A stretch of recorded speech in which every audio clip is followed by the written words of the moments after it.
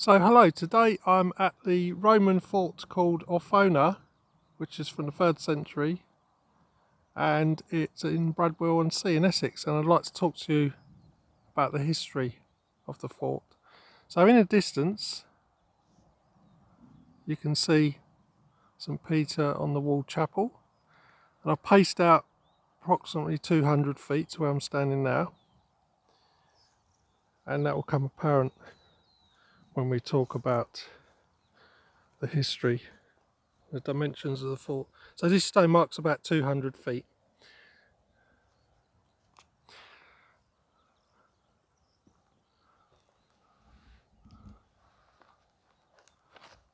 So the Roman commander Marcus Aurelius Carausius, fantastic name, he rebelled against Rome and Gaul, and today that would be northern France. Marcus declared himself Emperor of Britain in 286 AD, and so he held power here for 7 years. The name he adopted was Emperor of the North, and prior to this Carausius had fought in Gaul and was promoted to command a fleet of Roman ships known as the Classis Britannica.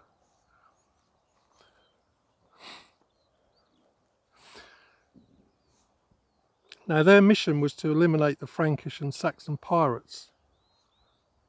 In fact, historians believe Carausius allowed the raid to take place only to attack and recapture the treasure for his own wealth. You see we're walking on the St Peter's Way walk. Now Rome's Emperor Maximilian ordered his execution by the end of 286 AD. Carausius had 3 legions in Britain and a further legion stationed in Gaul. In addition, he had auxiliary units of foreign and barbarian mercenaries from the piracy wars. So basically he had a fair chance.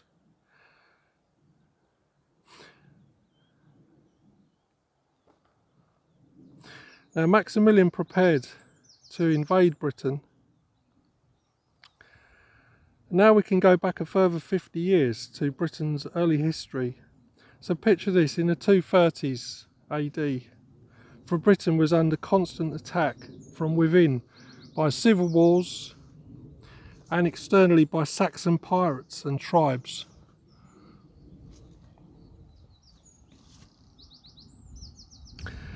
A series of heavily fortified forts were constructed along the coastline, and Othona was one of them.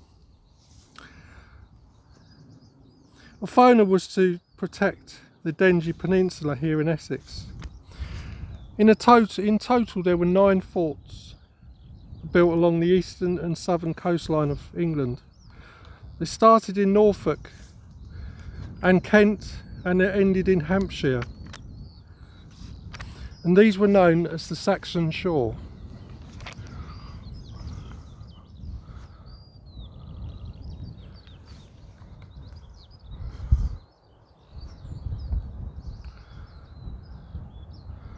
And this is the peninsula we're on now. You can see the coastline running. So this is the North Sea here, and then the coastline continues around.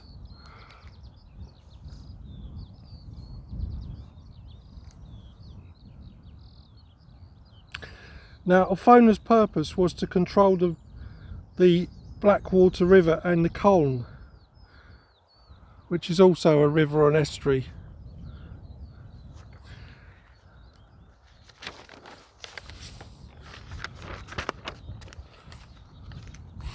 Now the Colne itself, it flowed further on to Colchester, and Colchester was of great importance to the Roman, being its capital city of Britannica. So you can just imagine the importance to protect it. So basically, if you carry on in this direction, the Colne will go up towards Colchester.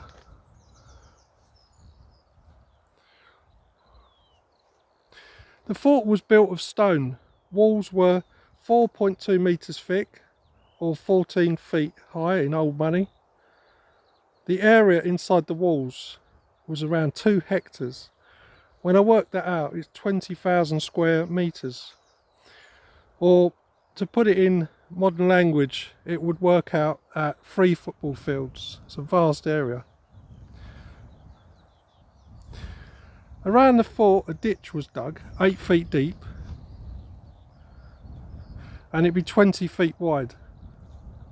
Now in 1864, an excavation revealed that the west wall was, which is where we started from, was 522 feet long.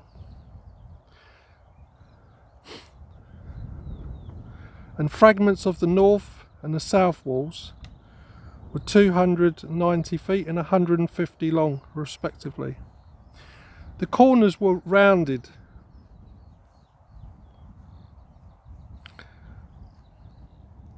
The northwest corner sat a 16-foot horseshoe-shaped bastion defensive position, and there were 2 more bastions covering the southwest corner and midpoint. It would have been a most impressive fortification, most visible from the land and sea. Now today's land access is most likely the original road approaching St Peter's Chapel, and this would be all the way from Bradwell-on-Sea village.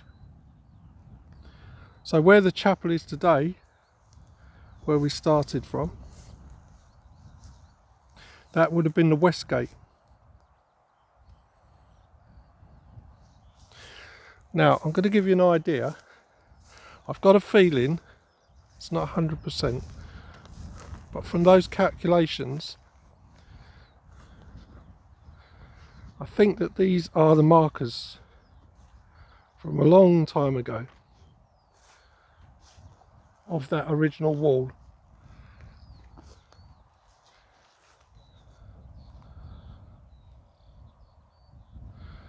So you can see in the distance,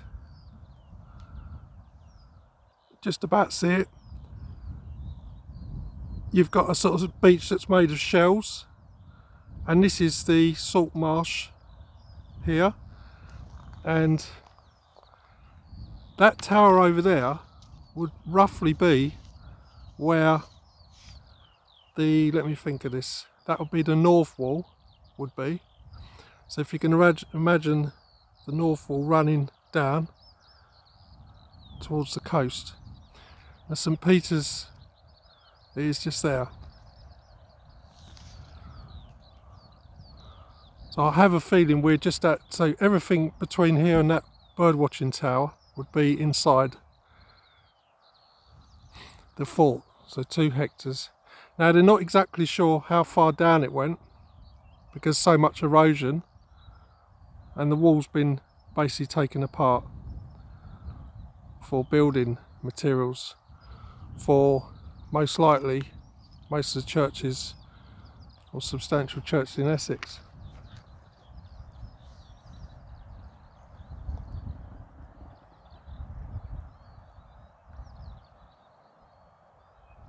Now the Romans used Latin to describe a fort, which was a castrum, and it's where we get the word, oh sugar, I've just gone in a hole, oops, it's where we get the word castle from. But being a more permanent structure, this fort would have been called a castra strativa, or a standing camp. Now around the inside of the walls, an area was left clear to catch enemy missiles and used to store animals.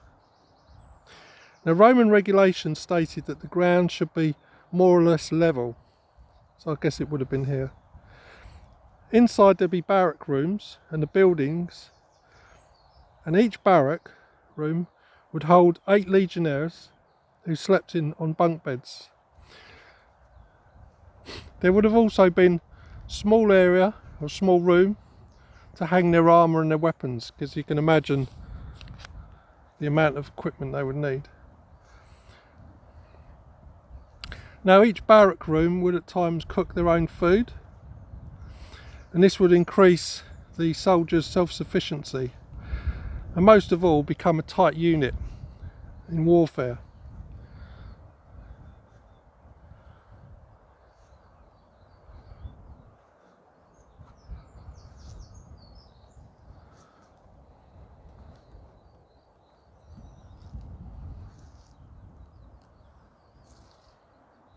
Now a fireplace would also be integrated so as to dry off the damp clothes,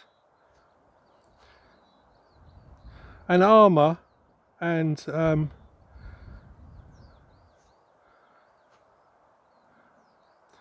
yeah, so basically there to dry off the clothes and armour, and also, you know, a creature comfort for the harsh environment that would be here. There would also be a building for officers, stables for the horses. There'd be a workshop, main cookhouse, even a hospital. There'll be many more buildings that I haven't listed. One of the main considerations for setting up a Roman camp would be water. Now engineers would divert running water into the sanitary channels, and above this they would raise a plank or a bank of seats, and this would be a latrine. Now the drinking water was always dug from a well, so it couldn't be poisoned by the enemy downstream or upstream, whatever you want to call it. Now it was actually fairly common to have around 500 soldiers in a castra strativa, so this sort of size.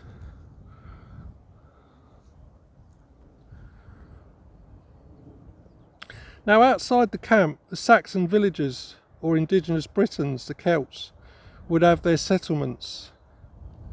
They'd be often trading with the Romans themselves. It's quite an interesting subject, I find.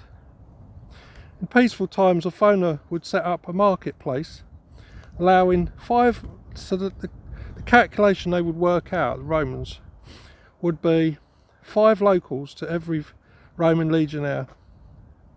The location of St. Peter on the Wall would not only be the entrance but also the guardhouse,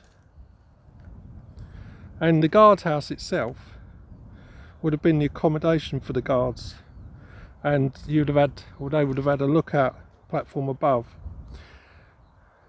Now activities on a normal day at Othona would be either the duty or the watch. Every soldier at some point would have to carry out the watch.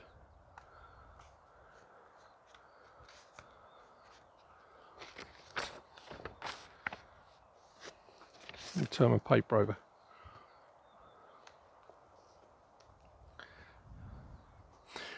Now this is still done today in the British Army, where each soldier would have to carry out watch duties, guard duties. And there you have fragments of the original wall. Now the day began with the buccina. It was a call at daybreak and soldiers having breakfast. The senior staff would be planning the day ahead, and it was normal for soldiers to march or hike. Marching drill was the norm. It would not be unlikely to say to march to Malden in the day and camp there at the fortification there. Or from Othona you could march from here to Southminster and back in the same day. So you're looking at about 20 miles return. Quite a distance.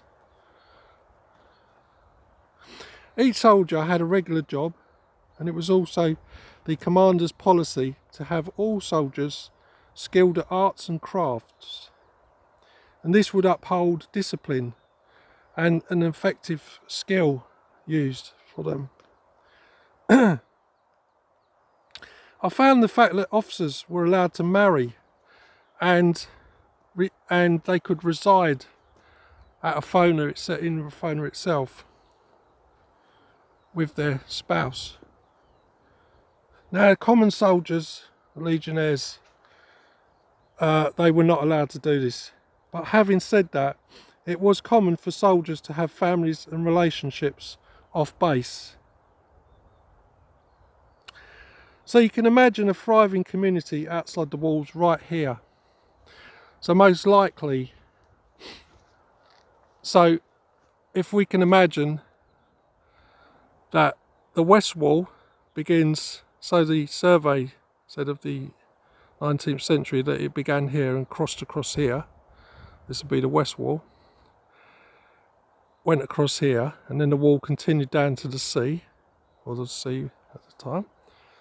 Now all these fields here may well have been where the community lived. And if you look in the distance, you can see a small group of houses where the car park is. It could even be that they were residing there. So we've got the locals living around this area. Now long service veterans after 25 years of active service would be given an honourable discharge, same as they are now. I think 25 years is the maximum service. Now if they were married and had children, then they would become Roman citizens, and they would become veterans, obviously. So veterans often went into business near the camp. So it's likely that Bradwell-on-Sea and a small community up there,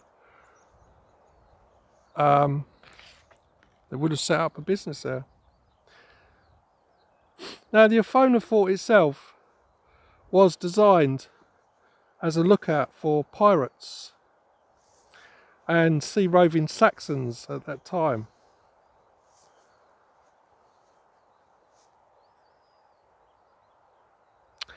Now besides the fort, we also have a harbour, and it would have held many Roman scout ships. So picture this, possibly where this marsh is now, the wall would have ended and the ships would have been, there would have been a harbour here.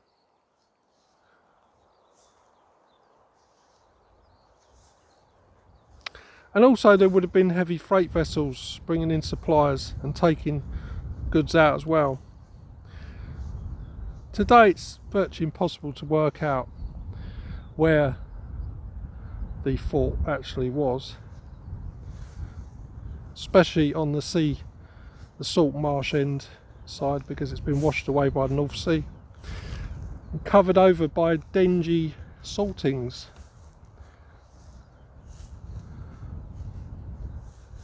Carausius himself, who was originally designated Count of the Saxon Shore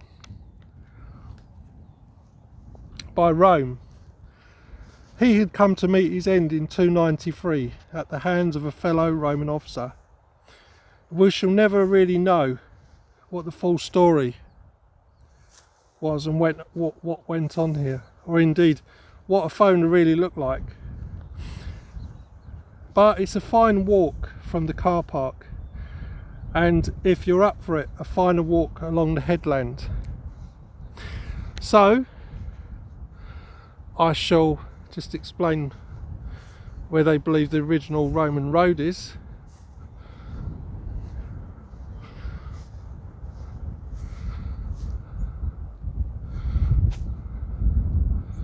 So that path is most likely the original road. It's more or less straight all the way to Bradwell. And if you do come here, you can simply, if you turn left or south, you can walk along the headland. It's about a 6-mile walk all the way round, and what it will do, the walk will take you, if you go inland again, there's a small pub up there, or you can go further on to Bradwell-on-Sea. And where we walked, where we started off on that corner, if you turn right along the seawall, the peninsula runs all the way along now behind the wind turbines. So I hope you enjoyed that. Thank you very much.